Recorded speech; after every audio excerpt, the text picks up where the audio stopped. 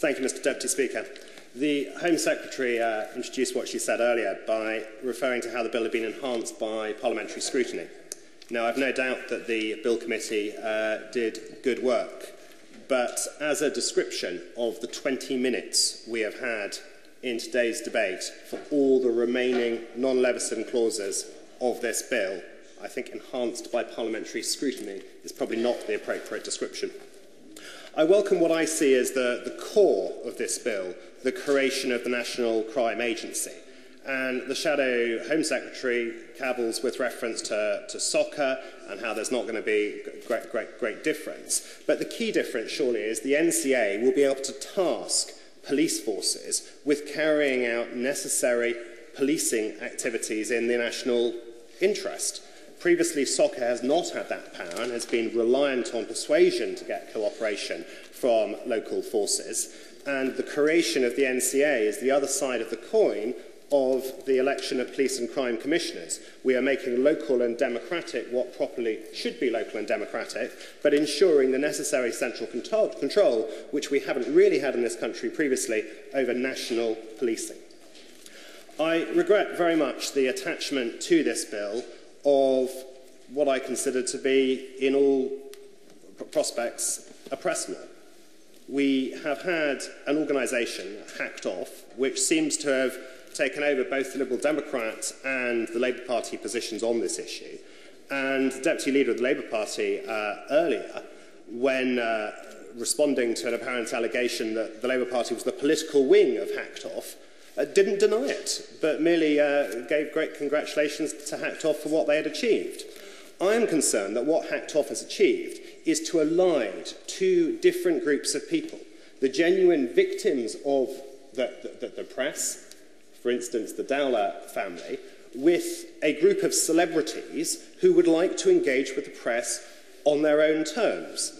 And I fear what is coming out of today will benefit that latter group at least as much as the former. Some of the older members of the House may recall the days of the Industrial Relations Court in the early 1970s. And when trade unions did not cooperate with that body, it failed in its objectives. That could, and I hope will, also happen to the Royal Charter with its statutory underpinning, which we are pushing through today. Now, the problem with this Royal Charter is, in many ways, it's worse than the statute because we can't actually scrutinise it. It's ministers and its senior people in the opposition meeting behind closed door to cook up these instructions to the press, and there's next to no scrutiny in this House. For instance, we have Clause 11.7, I'll just take one of this Royal Charter. The Board shall have the right to request further reasonable sums from the Exchequer. In response to such a request, the Exchequer shall grant such sums to the recognition panel as it considers necessary. Seems to me to at least arguably imply disbursement of public funds without scrutiny by this House. We then go on in this Royal Charter to an area that really does concern me. In Schedule 3 at 11, it says the Board shall have the power, but not necessarily the duty, whatever that means, to hear complaints, see from a third party seeking to ensure accuracy of published information. It then goes on that although remedies are essentially about correcting the record for individuals, the power to direct a correction and an apology must apply equally in relation to, C, matters of fact where there's no single identifiable individual who's been affected.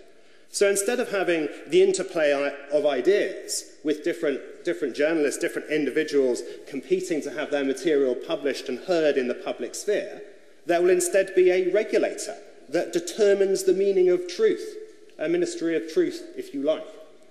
And what will happen is people will have to submit to this. And if they don't, there will be exemplary damages, or they'll have to pay the costs of anyone who wants to take a case against them, however ill-founded that case may be. So I think where we are going with this Royal Charter is not the right place and is not where we should be heading.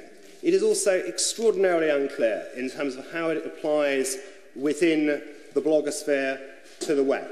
It's almost, when you look at the definition of relevant publisher, it's almost like one particular blog, that of Guido Fawkes, has been singled out to try and make sure it is caught by the terms of this charter. And then when we look at the statutory underpinning in new Schedule 5 at paragraph 6, public bodies are exempted. And reading the definition of a public body, apparently it means a person or body whose functions are of public nature. So I'm hoping that my blog will be exempt and I will not have to answer to the Home Secretary for any transgressions I may make within that sphere. But the final issue I think we have in considering this today is where on earth will it go next?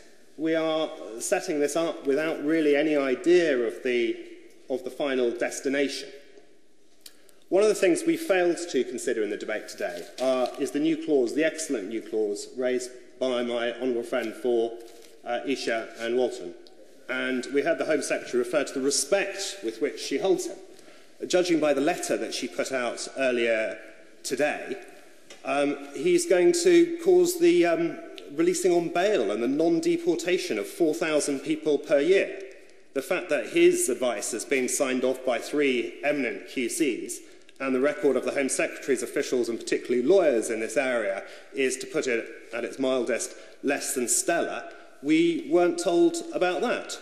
And we hear yet again from the Home Secretary about these supposed binding Rule 39 injunctions, when actually we saw in the Abu Hamza case, all they are indications to the government as to that court's view according to its rules as to what might be the interest of justice. It is not binding on the court, and it is the Home Secretary who is deciding that these people will not be deported. It's as if she hasn't even read the second leg of Article 8, that she is able to interfere in the operation of this right to a private life in the interest of national security, public safety, prevention of crime. What else could be covered by a rule saying you can't consider this when the crime has been so serious that the foreign national has been imprisoned for over a year? Those people should be sent back. If we passed the Honourable Member for Isha and Walton's clause today, they would be sent back because it's been timed out and because the Home Secretary is not prepared to take on those far better ideas that are coming from that member. Unfortunately, it's going to continue.